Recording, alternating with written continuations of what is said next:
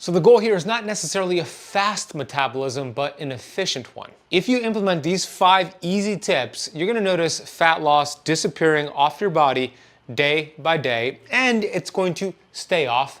It's not restrictive. In fact, you don't have to rely on willpower. It will be easy. You're not going to count any calories, but you will burn a ton of calories following these methods.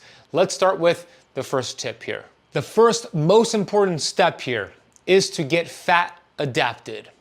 Out of the 70 trillion cells inside of your body, there are 2 primary sources for energy for your cells and your metabolism: sugar or fat. 93% of people in the United States are sugar burners. When you're burning sugar instead of fat, this slows your metabolism and it creates a lot of inflammation in your body, which blocks your fat burning hormones. And when you're burning sugar as well, you have high levels of a fat storage hormone called insulin. How do you know if you're burning sugar or fat? I'm gonna ask you 5 questions right here, and I want you to be honest with me, yes or no. If you answer yes to 2 or more of the 5 questions I'm about to ask you, chances are you're a sugar burner. First question is, do you usually feel tired after eating a meal, especially a meal with a lot of carbs? Number 2, do you snack in between your meals? Number 3, do you have skin tags? They could be around your neck, your eyelids, anywhere on your body, your back. Do you have any skin tags, which is usually a result of high insulin levels? Number 4, do you have brown patches by your armpit area? That's usually a sign of sugar burning, high insulin levels. And number 5, if you skip a meal, whether it's intentional or not, do you get hangry, hungry and angry, where you're so pissed off, so hungry, you're not fun to be around? Now, if you answered yes to 2 or more of the 5 questions I just asked you, there's a high probability that you're burning sugar instead of fat. Now, you could always get some lab work done. The best test to get done is a fasting insulin. If it's more than 10, for sure you're a sugar burner. But I got good news for you. In this first tip here, I'm gonna share with you 2 easy little tips, little steps in the next 7 days to burn fat instead of sugar. The reason why we want to burn fat instead of sugar is because when you're stuck burning sugar, you have all this stored energy, body fat. That's all body fat is. Really, essentially, it's stored energy. Our ancestors did not know when the next meal was going to come. It could have been hours, days, weeks, or sometimes months later. So by storing a lot of body fat, when there was not food available, their metabolism tapped into that stored energy so they could survive during those lean months or weeks or days. This is called the famine days. Now, in the year we live in, this day and age we live in, there's no famine. There's a Uber Eats delivery person at your door. There's snacking, there's refrigerators. So we have to mimic our ancestors in this way. When you're burning sugar and have all this excess body fat, it's similar to those, you see those trucks on the highway that has gasoline on top, that's delivering the gasoline to gas stations? So think of that truck that you see here on the screen as the gasoline on top being the stored energy or body fat that you have. In order to tap into that stored energy, the gasoline, you need to stop putting gasoline into the truck. If you keep putting gasoline into the truck, you're never gonna access all the energy you have stored on top. Same thing with your body fat. If you keep raising insulin and telling your body to store energy and store fat, when will you ever tap into your body fat, the stored energy? Never.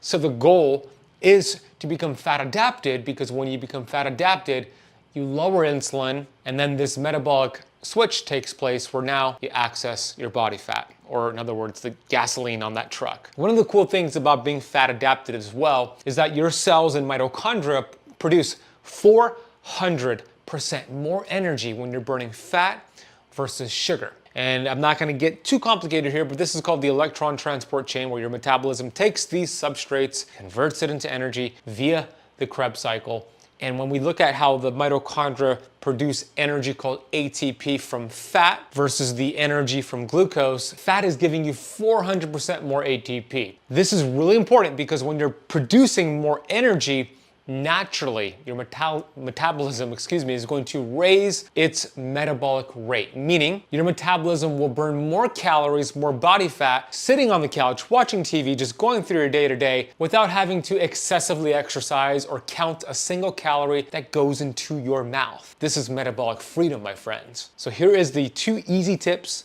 to achieve a fat burning state in the next 7 days. Write this down. I will also put it in the notes down below. First step here is to gradually lower your carbohydrate intake every single day until you eventually get under 50 total grams of carbs per day. Why am I focusing on carbs here? Well, when we look at the three macronutrients, carbohydrates, protein, and fat, and you look at this graph right here from Verta Health, you can see that carbohydrates, even healthy carbs, but especially processed carbs, will spike glucose and therefore insulin higher than any other macronutrient.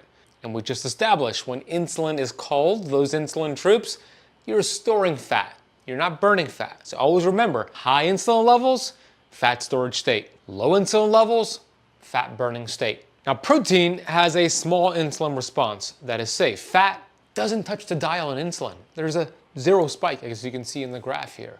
So what we want to do is gradually decrease the carbs. This is the first step here in tip number 1, and do that in a slow manner where eventually by day 7, you're under 50 total grams of carbs per day. The second step here, which you do at the same time as the first step, is to follow the 2-2-2-2 rule. I'll put this on the screen, I'll put it in the notes, and write it down if you want, but the 2-2-2-2 rule is something you want to do every day from day 1 until day 7. This is going to get your metabolism familiar with burning fatty acids for fuel instead of sugar and glucose. So the first 2 in this rule is 2 tablespoons of grass-fed butter or grass-fed ghee. The second 2 is 2 tablespoons of coconut oil, MCT oil, or duck fat. The third 2 is 2 tablespoons of olive oil, avocado oil, or beef tallow. And the final 2 is 2 teaspoons of sea salt.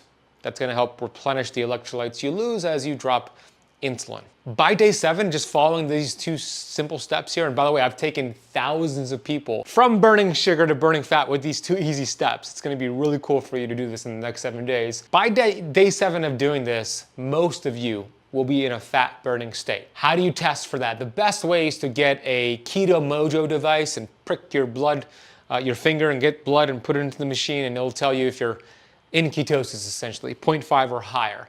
You don't have to get that, but if you do, we have a link for you to get a Keto Mojo, which is ketocampmachine.com. We'll put in the links down below. Before I move on to the second step here, the second tip here in your 5-step routine protocol for burning fat in a natural way, there is a free keto kickstart guide that I want to offer to you to make that first step here easy so you can know which foods to eat, which foods to stay away from, and just more information that I could share in this video. You can download that free keto kickstart guide. As you can see, 4 steps to burning sugar and burning fat, and I have a lot of good info here over at ketokickstartguide.com. We'll put the link in the notes down below. Download it. It'll take you like 20 minutes to read it, and you'll really understand and master the first tip here. Once you complete this first step, after the first 7 days, then we implement the second step, and that's going to be something called early time restricted feeding. Some people call it intermittent fasting, some people call it time restricted feeding. I'm going to explain a little bit more. I'm going to give you 2 ways to practice this. We're designed, our hormones, our circadian rhythm is designed to consume most of our calories when the sun is out, earlier in the day as much as possible. So our metabolism will function best. You'll burn more fat when you're eating the majority of your calories for breakfast and lunch. If you're in the habit of eating a late dinner, eating right before bed, or eating when the sun is down, that's gonna really slow down fat loss. So you wanna make sure you're at least not eating at night when the sun is down. Now, if you wanna optimize this approach here, you wanna consume the majority, all of your calories, before 3 or 4 p.m. Why do I say that? There is a really fascinating study from the University of Alabama, Birmingham with Dr. Courtney Peterson, and I referenced this study in my book Keto Flex, which we just released the 2nd edition over at ketoflexbook.com. This study is really fascinating because they took 2 groups and they controlled everything in a lab, the same food, the same caloric load, and the only difference was that, let's say group 1 had their calories between 8 a.m. and 2 p.m. and group 2 had the same food, same calories, but they had it between 2 p.m. and 8 p.m.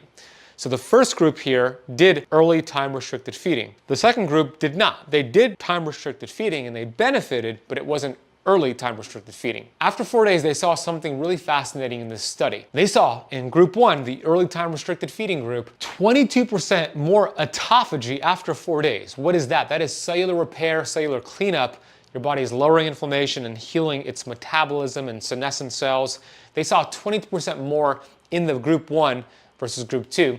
And then also in group 1, after 4 days, they saw 10% more of their sirtuins, which are these longevity genes that protect your DNA from getting damaged, we saw an increase by 10% after 4 days in the early time restricted feeding group. Did not see that in the group that ate later on. So all the evidence is pointing towards eating earlier in the day. So the optimal window here would be between 8 a.m. and I'll give you a little bit of some wiggle room. We'll go to 4 p.m. but if you could stop eating at 2 p.m. even better. You'll 10x your results here with this routine. I would throw on top of that, once per week doing a 24-hour water fast where you go breakfast to breakfast once a week. Let's say it's Sunday. Sunday you have a nice healthy breakfast, protein and fat, focused, low carb, and then you're done eating and you don't eat again until Monday at breakfast. That's a 24-hour water fast. Now in between that, you could have water, coffee, tea, electrolytes, but no food. Allowing your body to go in a fast for 24 hours really starts pulling out your fat storage, really starts using fat for fuel. You get an increase in ketones and you get all these amazing benefits. So that's your second step here. Practice an eating window, having no more than 3 meals between 8 a.m. and 4 p.m., even better, 2 p.m. And then once a week, doing a breakfast to breakfast 24-hour water fast. The third step here in your protocol is to consume apple cider vinegar, the right kind at the right time for fat loss. Now, apple cider vinegar seems to be all the rage these days. It is in vogue. We have apple cider vinegar gummies and powders, and it's all over the place. People are talking about boosting your metabolism with apple cider vinegar. I do think a lot of the claims are exaggerated. However, there is some really cool research showing what it does when you consume it at the right time. There's research showing apple cider vinegar can improve metabolic flexibility, reduce your blood sugar levels after you eat a meal, which helps to prevent fat storage, and also suppress appetite, which is great for people who tend to overeat. There are 3 major benefits that come with the right apple cider vinegar that we should be mindful of. Number 1 is something called acetic acid. Acetic acid has been shown to improve metabolic function by helping you burn, some studies suggest, up to 600 more calories per day with consistent acetic acid consumption.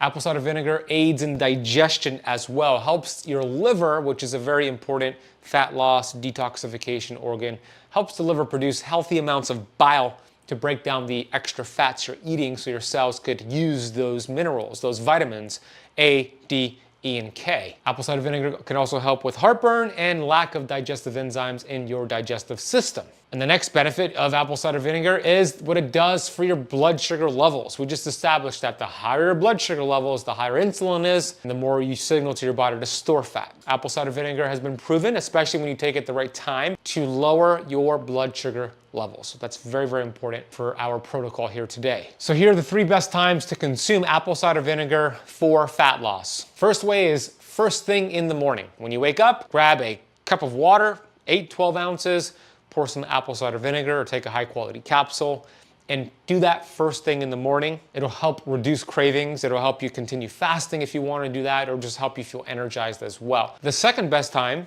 to take apple cider vinegar is 15 to 20 minutes before your next meal. What that's going to do is help you break down that meal more efficiently so you could use those building blocks, as we mentioned, the substrates for energy production. A study showed that apple cider vinegar improved insulin sensitivity after even a high carb meal by 34%, and I'll reference that study down below. So make sure you consume it first thing in the morning, 15 to 20 minutes before your next meal, and then right after your meal. That's going to help with postprandial blood sugar levels, which is your blood sugar spike after eating a meal. The more you could blunt this response, the faster you're going to allow your body to burn fat after the meal. Now with apple cider vinegar, there are a lot of gummies and brands out there. I am really skeptical about a lot of the brands, especially the gummies out there. I personally use the apple cider vinegar complex from Paleo Valley. It also has ginger and turmeric and other compounds that synergize together, and I take 2 to 3 before a meal, and it really helps. If you're gonna drink apple cider vinegar, drink it out of a straw and dilute it with water, because it could be really harsh on your esophagus if you just take it straight up. And by the way, if you get the Paleo Valley apple cider vinegar, you could use the code KETOCAMP at checkout for a nice discount. I'll drop it down below. The 4th step in your protocol to lose body fat naturally is to go for a 20-minute walk after all of your meals, especially your biggest meal. The name of the game is to blunt that postprandial glucose response. Postprandial means after eating. And we want to prevent glucose from spiking really high after eating, because if we do get a big glucose spike, it's going to signal insulin to come out and store fat, store fat. But if we can blunt that response, it'll allow insulin to fall asleep or be at bay. We don't want to wake up a sleeping giant here. It allows your body to tap into body fat faster. Studies suggest, and I'm going to share this study right here on the screen, the effects of postprandial walking on glucose response after eating meals with different characteristics. You can see here that postprandial brisk walking substantially reduced the glucose peak in both studies with no significant differences across conditions. When evaluating the glycemic response throughout the 2 hours post-meal, postprandial walking was more effective after consuming a low carbohydrate content, and similarly effective after a mixed or a carbohydrate drink, although higher glucose values were observed when consuming the glucose drink, the carbohydrate drink. Our findings show that a 30-minute postprandial brisk walking session improves the glycemic responses after meals with different carbohydrate content and macronutrient composition, with implications for postprandial exercise prescription and daily life scenarios. That means you want to get into the habit of walking after your meals. The final step in your protocol here is to complete HIIT workouts in the fasted state 4 times per week, followed by steady state mild cardio. Allow me to unpack all of that. Now, in 2008, I was obese at 250 pounds. You can see the photos on the screen here.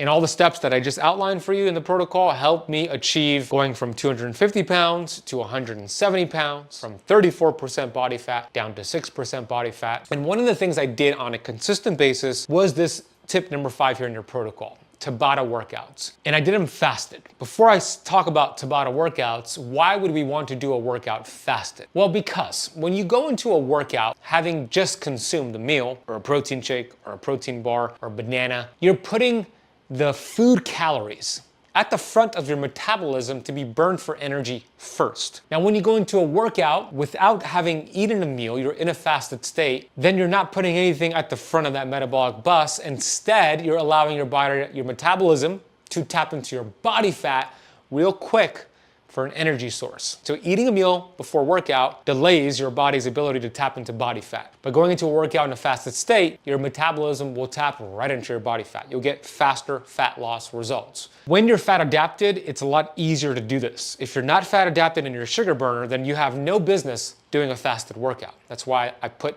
tip number 1 as tip number 1. Tabata workouts are really, really cool. And how you do this, you probably know about this. I used to own a CrossFit gym. We used to do a lot here at my CrossFit gym here in Miami. It's 20 seconds on, 10 seconds off, 4 minutes total, 4 essential rounds here. When you do a high intensity interval training workout that includes body weight strength movements, it's one of the best ways to build lean muscle mass, which raises your metabolic rate, helps you be more insulin sensitive, extends your lifespan. I mean, all these amazing benefits when you do this the right way. Tabata workouts are structured as 4-minute workouts with 20 seconds of an all-out effort, 10-second rest as you repeat for a total of 4 minutes. I want you to do 4 Tabatas back to back to back to back. That's a complete workout. It should take you about 20 minutes to complete, unless you take excessive breaks in between, and that's totally fine. I'm gonna share with you 4 Tabata workouts. I'll show you the movements and how to do them, and you're simply going to do these 4 Tabata workouts, one after the other, 3 to 4 times per week, followed by walking afterwards. And I'll talk about the walking after I get through these. So the first Tabata workout, and I'm gonna write them all in the notes down below, but I'll show you some visuals here for those watching on YouTube. If you're listening on the podcast, check out the notes down below. The first Tabata is using 2 movements: burpees, which you can see on the screen how a burpee is performed, and jump squats, which you can see here on the screen how jump squats are performed.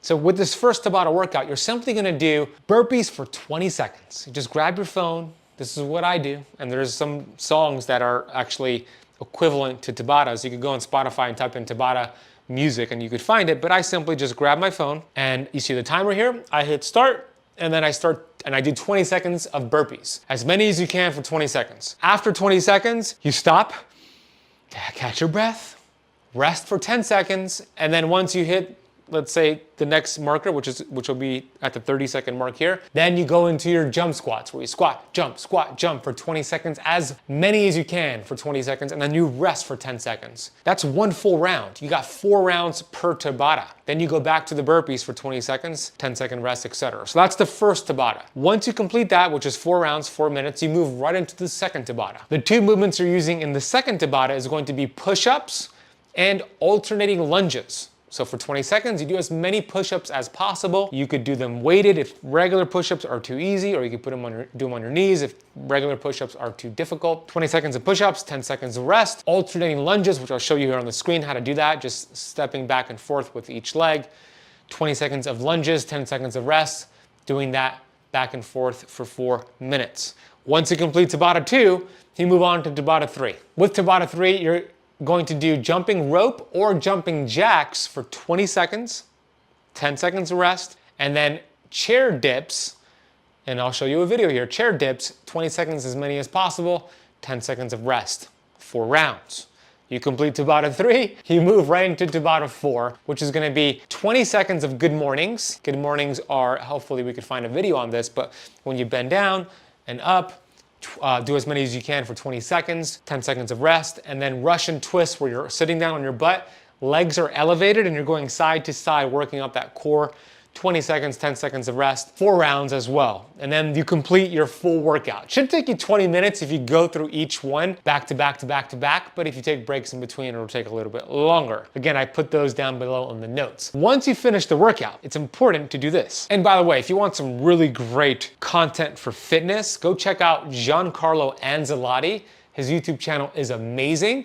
I put a link for his channel down below. Make sure you subscribe to his channel. He's got a ton of great fitness content out there. Now, after you finish the Tabata, the next thing you want to do right after the workout is to go into a slow, steady cardio state. Just what I mean by that is a 30 to 60 minute walk, because what's going to happen with that high intensity training, you're going to deplete your sugar reserves, your glycogen stores, which is in your liver and muscle cells primarily. Then your body's going to start using body fat for energy. It's going to start mobilizing those fatty acids, putting it into your bloodstream, and you're primed for fat burning right now. The Tabata high intensity training workouts will keep your metabolism elevated for many hours after the workout, but as soon as the workout is done and you go for a walk, now you have all the fatty acids in your bloodstream, and just by going for a 30 to 60 minute walk, listen to my podcast, the Metabolic Freedom Podcast, listen to an audiobook, you're gonna allow your metabolism to burn those fatty acids in your bloodstream faster. So that's the complete protocol. The body has this innate intelligence inside of it that starts eating up damaged cells,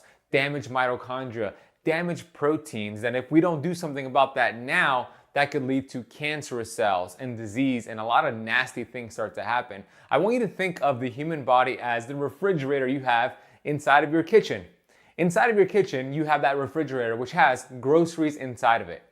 What's gonna happen if you let all the groceries inside of your refrigerator reach its expiration date, but instead of you taking those expired groceries and throwing them into the trash, you kind of just push them towards the back of the fridge, you drive to the supermarket, buy new groceries, drive back home, and put those new groceries in front of the expired groceries and just close the door.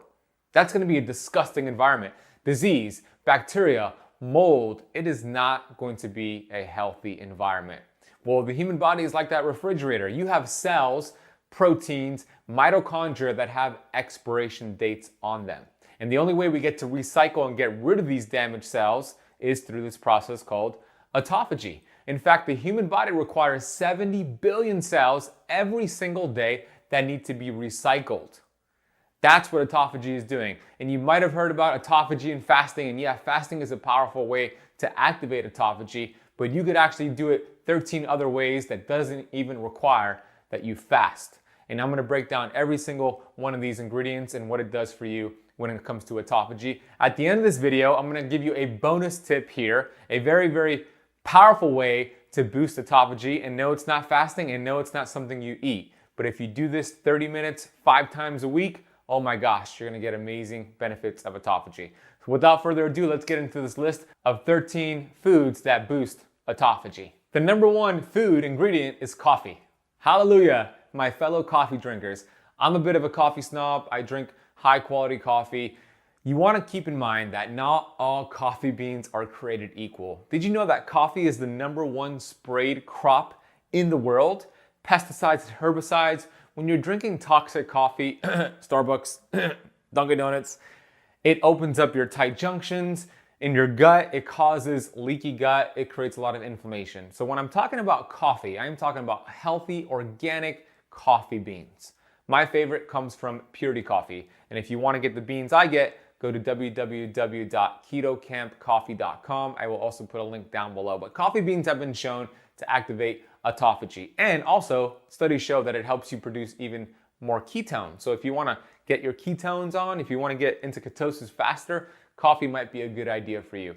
The next on the list here is green tea, specifically a compound in green tea called ECGC. A study showed that it stimulates autophagy within the liver cells. So many people have a toxic liver. The liver is the soccer mom of all organs. It does everything and anything you want it to do. It's the master detoxification organ. So many people have a fatty liver, have a sluggish liver, and they can't detox properly. So what you do here when you have green tea and it stimulates autophagy within your liver cells, it is a powerful way to heal that soccer mom, to heal your liver. So my favorite green tea comes from Yogi. I like Yogi. You pretty much find that everywhere. I also like Pique tea, Pique. I would put a link for both of those down below in the description of this video. The next item here, we have ginger. I don't know about you, but I love the taste of ginger. You could either chew on it, the root, might be weird for some people, or you could drink ginger tea. You can make your own ginger tea. You could get it from Yogi tea. They are out there. So if you're fasting, have your ginger tea while you're fasting. You could boost your autophagy that way. Another item on this list is turmeric. Turmeric is such a powerful compound. I call it nature's Advil because if you have some pain going on, some shoulder pain, have some turmeric with some black pepper to help the absorption of that turmeric with some healthy fats. That's a great way to not only boost autophagy, but to bring down inflammation.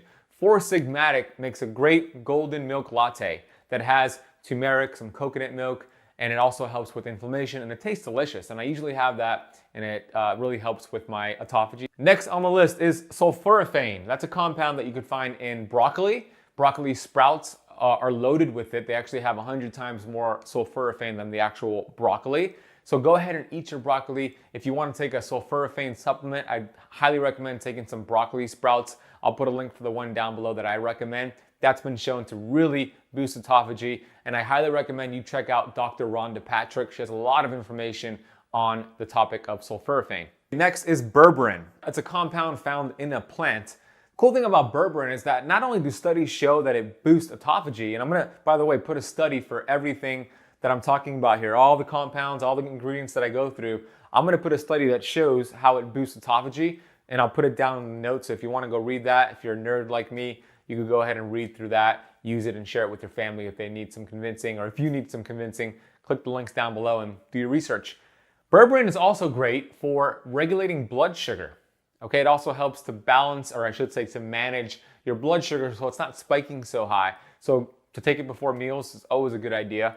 Just keep in mind if you're taking blood sugar medication, always check with your doctor before changing anything in your diet, before including any supplements. Always check with your doctor. Next, we have my favorite keto oil, which is olive oil. And when I say olive oil, I mean extra virgin, cold processed, organic olive oil. Most of the stuff you see on your shelf, it's rancid before you even pour it onto your salad or cook with it. I would say over 80% of the olive oil you find on your shelf at the grocery store, it's toxic. You want to make sure you're getting high quality olive oil. Studies show it does boost your autophagy and it turns on longevity genes. It could extend life by 9 years. I mean, amazing, amazing benefits. And yes, you could cook with it. It was a myth that you cannot cook with olive oil because it has a low smoke point. That's actually not important. That's been debunked. There's a video I did on this channel about the healthiest keto cooking oil, and it was olive oil because it has high amounts of polyphenols that actually protects it from oxidizing when you're cooking with it, even at high temperature. So what's more important than smoke point, it's looking at something called polar compounds. So go watch that video. I will also put a link for it down below if you want to learn more about olive oil.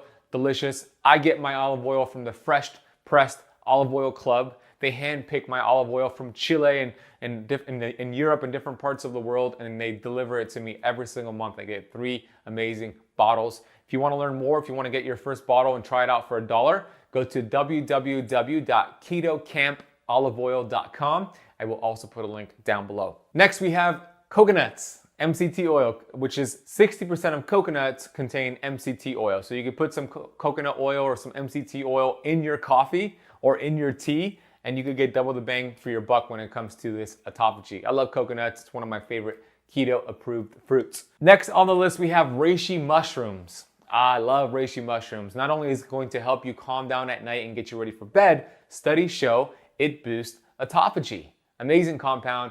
One of my favorite brands for mushroom tea is from Four Sigmatic, and I'll put a link for them down below as well. Next on the list, we have resveratrol. You might have heard of resveratrol from wine and grapes. It's a very powerful antioxidant and compound. Studies show that it actually increases autophagy. I'm not saying to drink a whole bunch of wine. That'll definitely knock you out of ketosis, but I am saying to get it from a compound supplementation from a high quality brand. Highly recommend resveratrol. I love it. Okay, next we have something called ficitin.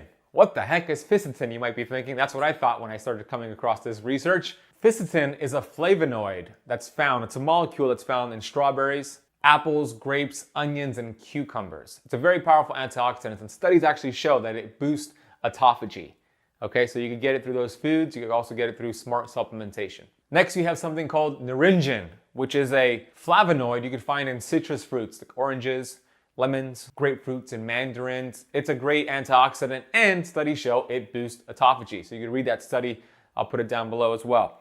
One more item on this list, and that item is called schizandrin. Schizandrin could be found in China and Russia. It's part of this fruit tree, and it's a very potent antioxidant, and studies are showing that it boosts autophagy. You might be thinking, okay, Ben, you listed a lot of cool things there. Coffee I could have, that's very easy, and I could have green tea. But of all these other ingredients, how the heck am I gonna find it if I live in Detroit, Michigan, or Omaha, Nebraska? I mean, you're not in Russia or China. How are you gonna get a lot of these ingredients? Well, here's what I do. We live in an amazing world right now, and we have access through supplementation, and I use a product called Cell Clear. Cell Clear has a lot of these ingredients that I mentioned. So I take this during my fasting window, so it's able to actually get my body to produce more of this autophagy. So if you want to 2x, 3x, 5x, maybe even more your autophagy during your fast, I highly recommend taking Cell Clear. It's a great product. It has several of these ingredients. If you read the label, you're going to see a lot of these listed in there. It was strategically developed to boost autophagy during a fast. I'm going to put a link for this Cell Clear down in the links below, and I highly recommend you get your hands on it. Let's get to the bonus tip that I wanted to talk about. There's another way, another powerful way to boost autophagy. And it's not necessarily through fasting, although that is a powerful way, and it's not a food you have to buy or a supplement you have to take. It's exercise. If you got in the habit of completing a high intensity exercise 5 times a week, 30 minutes, that's been shown to boost autophagy. Go lift some weights, do some compound movements. That's gonna help your body also boost autophagy. It's actually a very powerful way to boost autophagy, and if you do it in the fasted state, you're gonna get even more autophagy. Intermittent fasting is such a powerful weight loss tool. It's actually the most powerful weight loss strategy we have because it helps you get results, not only short term, and it helps you get results long term, baby. So I'm gonna explain to you why. Let me share my screen with you here. Okay, check this out. I know you know that fasting is powerful and it's been around forever. Otherwise, you wouldn't be in this group because you understand kind of like the history of fasting. So I'm not going to get into that. I'm just going to give you an example, a powerful analogy, illustration, visual illustration of how it works when your body burns fat via intermittent fasting and prolonged fasting. I want you to think of your sugar reserves as this wallet. What exactly do I mean by that? When we eat food, it raises the sugar in our blood because our body converts all food, all protein and carbohydrates into strings of sugar called glycogen. This is your sugar reserve. Your body takes those strings of sugar and it puts it in your liver and in your muscle. It could store about 2,000 calories on average. So it has limited capacity. That I'm going to relate to this wallet that you see on your screen. This wallet is your sugar reserves. The reason the body does this is because the human body only wants about 1 to 2 teaspoons of sugar in the blood at all times.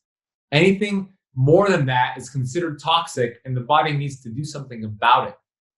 So you eat food, protein and carbohydrates, it spikes blood sugar, and insulin comes in and takes that sugar out of the blood, puts it into your liver, muscle, and then the rest is stored as body fat.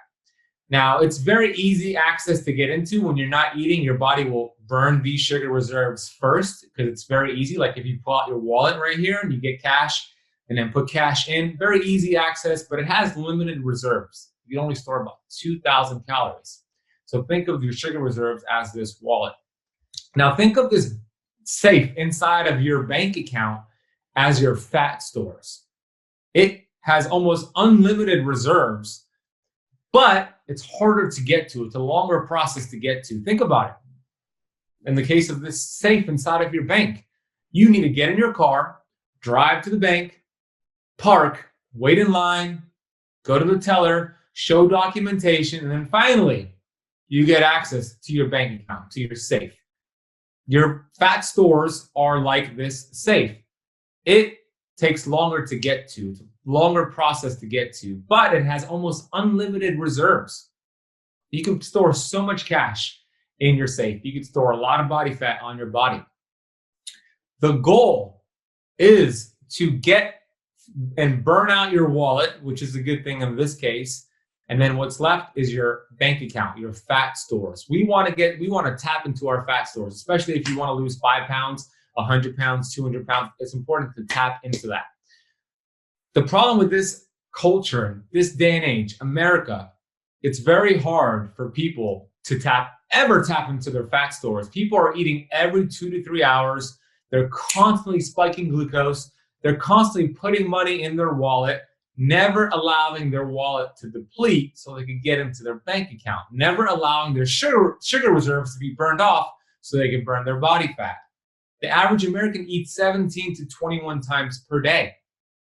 That's not an exaggeration, 17 to 21 times per day. They're spiking glucose, and it could be the healthiest snack in the world. It could be kombucha, it could be a handful of walnuts or almonds or this grass-fed yogurt. You're still spiking glucose and you're still teaching your body to go in and out of your sugar reserves.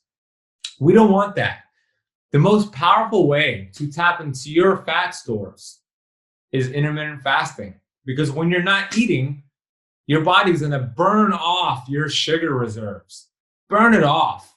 And if you're exercising and fasting, it'll burn off even quicker. It takes about 16 to 24 hours on average to burn through your sugar reserves, to burn through your wallet so you can tap into your fat stores, the bank account in your bank, your safe. If you exercise more and you're more active, you could cut that time in half, or you cut that time by a couple of hours. Intermittent fasting is a powerful way to teach your body to burn off your sugar reserves and burn your body fat for fuel. That's what we want. This is the way we've been designed to be. If you look at ancient culture for thousands of years, it's feast, famine cycles. It was never feast, feast, feast, eating every 2 to 3 hours, snacking, eating, spiking glucose. Never in the history of this world have we had that type of environment, not until the last 75 years. And why are we getting sicker quicker? This is a huge reason why. So when you practice intermittent fasting, which every single one of you are or are going to do when you get into the second pillar, you're going to teach your body to function the way it was designed to function. We eat food and we spike glucose and we store body fat. We don't eat food, we burn through our body fat and we tap into our fat stores. Does that make sense? I'm going to explain that again. We eat food, we store that food as sugar in our body fat. We don't eat food, we start to burn that sugar, and then our body turns into our body fat. There is really nothing to worry about in terms of you're going to be malnourished and you need calories. Even somebody who's thin, I'm lean and I practice intermittent fasting for many other reasons other than fat loss. And I'll give you an example. Somebody who has 10% body fat, which is less than me, that's a very lean person, has about 50 to 60,000 calories on their body. They could go weeks without food and be totally fine. So just to skip one meal is absolutely means nothing. The world record for the longest fast, did you guys, if you don't know that already, I'm going to go to my slide and show you. The world record for the longest fast is 382 days, okay? 382 days. Angus Barbary. I'm going to show you his photo since this is just off topic here. I didn't plan to do this, but Angus Barbary from Scotland, he went 382 days without food. Look what he used to look like. Where is he? Longest fast. Here he is. Check this out. On the left here, he weighed 450 pounds. He decided to go on a medically supervised water-only fast. He just had a multivitamin for 382 days. Now look at his results. His blood work looked perfectly fine. His electrolytes looked perfectly fine. He didn't have loose skin. I have a photo here of his pants. Here we go. Look at what the pants he used to wear. This is an extreme example to show you all there's nothing to worry about. It's more psychological, more mental than anything else when you start fasting.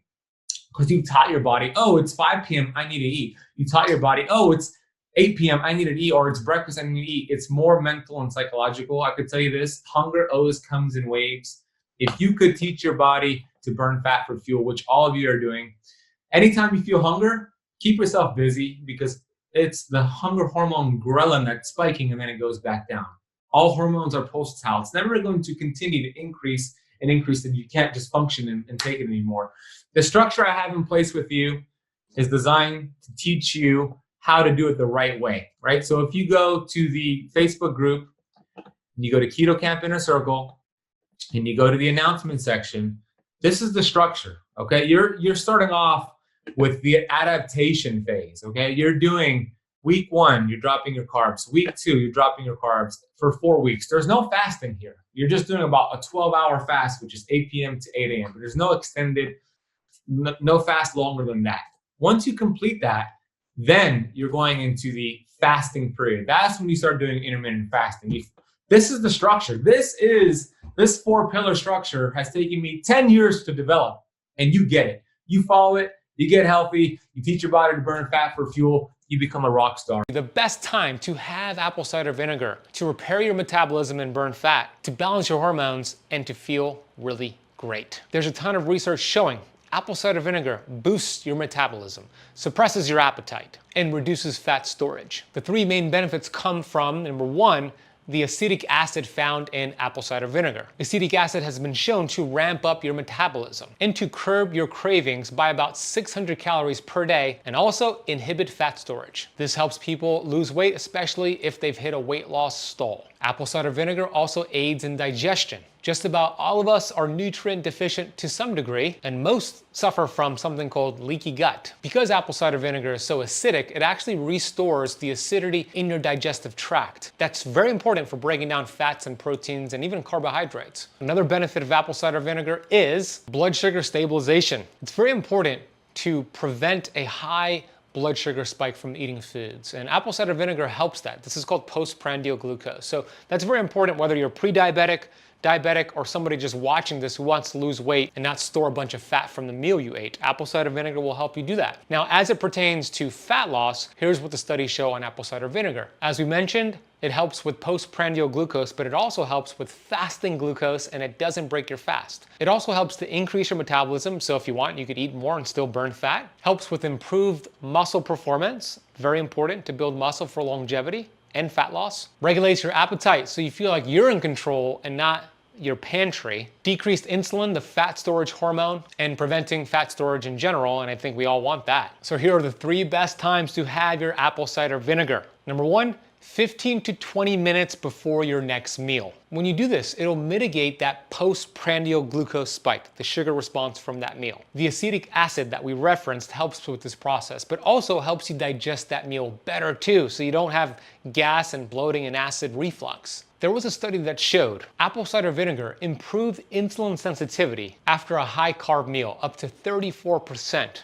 Pretty cool, and I'll reference that study down below. The second best time to take apple cider vinegar is right after your meal. This could do wonders if you experience bloating and acid reflux. And most importantly, it helps with that postprandial glucose. And you'll get even bonus points as it pertains to fat loss if you add a 15 to 20 minute walk as well after that meal. And the third best time to have it is first thing in the morning. Again, doesn't break your fast, so you don't have to worry about that if you practice intermittent fasting. What it will do is actually help you continue that fast because it reduces cravings by suppressing your appetite and actually helps with an energy boost as well. The next question is, which form of apple cider vinegar? There's different products and supplements out there. Let's discuss the pros and cons with the ones out there. We have apple cider vinegar gummies that are very popular. But sorry to give you the bad news, a lot of these apple cider vinegar gummies have sugar. They don't even contain enough apple cider vinegar to get the benefits we're speaking about here, and they're full of preservatives. So in general, I would avoid the gummies. Then we have apple cider vinegar in the liquid form. For example, Bragg's is a popular brand, and there are benefits to this. However, if you drink it straight up without diluting it, it could burn your throat and also cause harm to your esophagus. So if you're gonna do the liquid, you wanna make sure you dilute it with water and you drink it through a straw, because it actually could corrode your teeth as well if you're not drinking through a straw. Then we have apple cider vinegar capsules, and there's a lot of junk out there that again don't contain enough apple cider vinegar to get you the biggest bang for your buck, and they're loaded with other preservatives. Now, I personally use the apple cider vinegar complex from Paleo Valley. Not only does it contain a good amount of organic apple cider vinegar, it has a synergistic blend from whole food source turmeric, ginger, and cinnamon. This synergistic blend actually gets you even faster results. Simply take 2 to 3 capsules each time. Again, that will be 15 to 20 minutes before a meal, after the meal, first thing in the morning, and you'll get the desired effect. There's a hidden ingredient in a lot of healthy foods that is stopping you from burning fat, and it's not carbs and sugar, by the way. I'm gonna be sharing with you the top 10 foods out there that you might be consuming that have this hidden ingredient, and also the different names that this ingredient shows up as. This ingredient is high fructose corn syrup. And you're thinking, oh, I already know that's bad for me. Yeah, you might, but wait until I reveal the top 10 most popular products out there that are considered healthy and you might be consuming, but it's slowing down your weight loss and causing rapid inflammation and aging inside of your body. Not only will I share with you those top 10 products out there, I'm gonna give you the top 3 most popular brands in each category, and I'm going to reveal to you the healthier swaps that have cleaner ingredients, and we're also going to discuss how high fructose corn syrup has different names, and we'll identify those different names so we could swap them out and you could burn fat and feel great. Let's first begin with the top 10 most common foods out there that you're probably eating that may contain high fructose corn syrup or many of its other names. We have yogurt, granola bars, protein bars, breakfast cereals, smoothies and fruit juices, salad dressings, condiments like ketchup and barbecue sauces, whole wheat and multi-grain bread, sports drinks, and instant oatmeal. Again, a little bit later, I'm gonna go over 3 of the most common specific products in each category and then give you healthier swaps. Before I get to that, I wanna make the case on how dangerous this product is to consume and why it is slowing down your fat loss and creating inflammation. If your goal is to burn stubborn belly fat, then supporting your mitochondria is the name of the game. We've all heard of the mitochondria in your biology class. It's the powerhouse of the cell. That is true. But allow me to explain how the mitochondria help you burn stubborn fat. Every cell within your body has these organelles called the mitochondria, with the exception of red blood cells. The mitochondria produce energy called ATP, and the more energy it produces, the more it raises your basal metabolic rate, meaning your metabolism burns more calories without you having to count a calorie or exercise to burn those calories. When your mitochondria are healthy and producing a good amount of energy, you also have amazing energy levels throughout the entire day. The energy that it produces creates heat inside of your body, which raises your metabolism and helps you burn excess fat. And here's the issue with high fructose corn syrup. It is mitochondrial poison when you consume this product. High fructose corn syrup destroys your metabolism, lowers your basal metabolic rate, and puts your body into an inflamed fat storage state. High fructose corn syrup creates inflammation around the cell membranes, preventing your fat-burning hormones from getting into the cell and doing its job, which is to tell your cells to burn fat. When you consume high fructose corn syrup, it does not trigger the same hormones and chemicals as eating real food. This lack of satiety will cause you to eat more calories and feel less satiated and full when you consume it, leading to you wanting to eat more calories. It's a vicious cycle. Another issue with high fructose corn syrup is that your liver has to process it. 90% of high fructose corn syrup is processed by that soccer mom organ right here on the right side of your rib cage, the liver.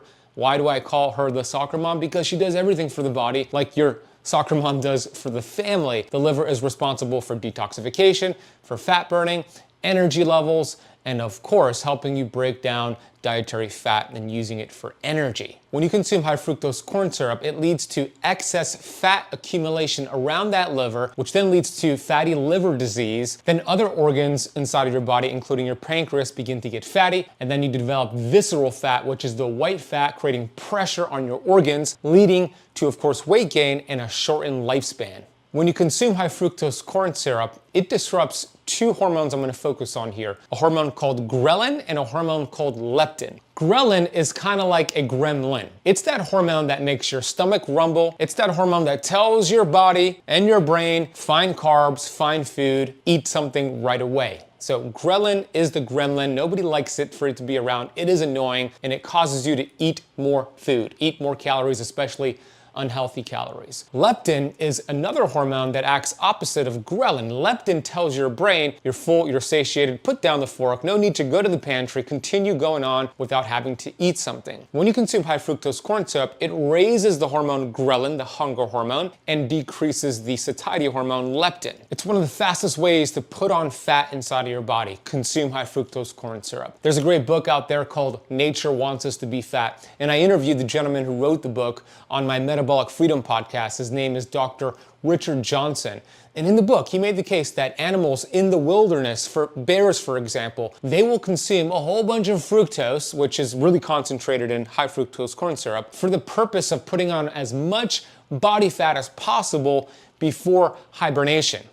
Yeah, they are going through hibernation, but we as human beings are not. So we're just excessively stacking on body fat and putting pressure on our organs. High fructose corn syrup also disrupts your cholesterol and lipid levels, specifically lowering the protective lipoprotein called HDL, raising triglycerides in your body, which is essentially fat in your bloodstream. High fructose corn syrup raises oxidative stress in your body, again, preventing you from burning fat and producing adequate amounts of energy. And one last thing on high fructose corn syrup before I go over the specific brands and swaps. Dr. Bruce Lipton, who's a world-renowned cell biologist who wrote a great book called The Biology of Belief, when I was interviewing him on my Metabolic Freedom podcast, he showed research that when you consume high fructose corn syrup, it takes blood flow away from the prefrontal cortex part of your brain. That's the part of your brain that helps you critically think, make wise decisions, and it shuttles that blood flow away from the decision-making part of your brain to the monkey brain, which is called the amygdala, which is the fearful state. This is why it feels like such a vicious cycle of eating unhealthy foods that are loaded with high fructose corn syrup. It's strategically done by these big corporations, big food, big pharma, big gov, to prevent you from critically thinking so you could overconsume and be in this vicious circle. And here's the argument I'm gonna get here. But Ben, as long as I'm on a calorie deficit, it shouldn't matter if I consume high fructose corn syrup or what the calories are. I mean, a calorie deficit is a calorie deficit. You'll lose weight. No, you will not. While calories matter, they are not important. More important than the calories you consume is the metabolic processes that happen after you consume those calories. And here are 10 other names for high fructose corn syrup that are hidden in the ingredients list. Number 1, corn syrup. Number 2, glucose fructose syrup. Number 3, isoglucose. Number 4, maize syrup. Number 5, fructose glucose syrup. Number 6, tapioca syrup. Number 7, fruit fructose. Number 8, glucose syrup. Number 9, glucose fructose syrup. And number 10, high fructose maize syrup. Now let's cover the top brands that contain high fructose corn syrup. And by the way, I'm also going to give you healthier swaps. You can find a lot of these healthier swaps I'm going to mention at Thrive Market. If you're not familiar with Thrive Market, it's a membership-based model